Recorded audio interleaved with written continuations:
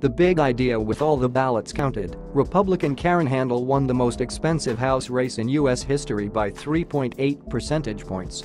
That's a larger margin of victory than the 1.5 points that Donald Trump carried Georgia's 6th Congressional District by last November.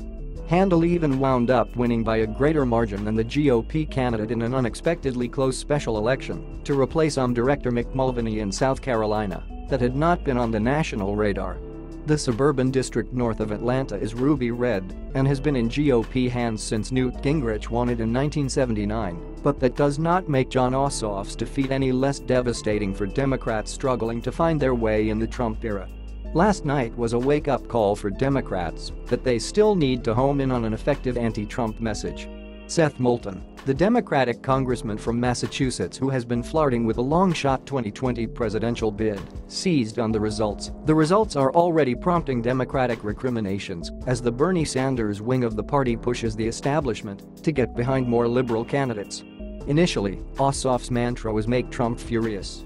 But he rarely talked about the president toward the end of the contest because he needed to win over moderate Republicans and didn't want to motivate low-propensity Trump voters to turn out against him.